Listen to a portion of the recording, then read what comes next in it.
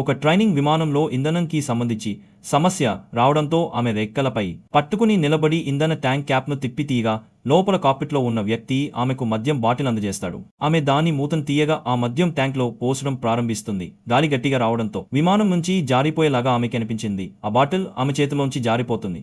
తరువాత ఆ వ్యక్తి మరో బాటిల్ తీసి అందజేస్తాడు. ఆమె రెక్కను గట్టిగా పట్టుకుని గాలి ఆమె ముఖాన్ని గట్టిగా తాకుతున్న కూడా మద్యం పోస్తూనే ఉంటుంది. ఇంధన మీటర్ కాస్త కూడా కదలడం లేదు. ఒక బాటిల్ సరిపోదని తెలుసుకుని ఆమె ఇంకో బాటిల్ తెరిచిపోస్తుంది. వాళ్లకు ఇది పనిచేస్తుందో లేదో తెలియదు, కానీ ఇది తప్ప వారికి మరో మార్గం లేదు. కొన్ని బాటిళ్లు వేసిన తర్వాత ఇంధన మీటర్ 10% చూపిస్తుంది. ఆ వ్యక్తి దూరంగా సముద్రంపై ఒక చిన్న దీవిని గమనిస్తాడు.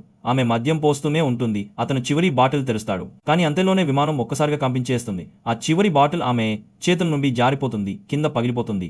ఆమె మెట్లు ఎక్కుతున్నట్టుగా రకంగా క్రాలింగ్ చేస్తూ పైనుంచి వైపు దిగి కాక్పిట్లోకి తిరిగి అతి కష్టం మీద వచ్చేస్తుంది. ఇప్పుడు మీటర్ 15% చూపిస్తోంది, కానీ ఇది ఎక్కువసేపు నిలవదు. వాళ్ళు దీవిని వెతికేందుకు విమానాన్ని తిరిగి మళ్లీ ఆ దివి ఉన్న చోటికి వెళ్దాం అనుకుంటారు.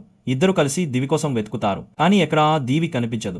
వారికి ప్రతిక్షణం ముఖ్యమే. మరోవైపు ఇంధనం తక్కువ అవుతుంటే వారికి భయం పెరుగుతుంది. 5 నిమిషాల్లో మీటర్ 0కు చేరుతుంది. ఇప్పుడు గందరగోళం మొదలవుతుంది. ఆ దీవి ఇక ముందుగా కనిపించాల్సింది. విమానం షేక్ అవుతుంది.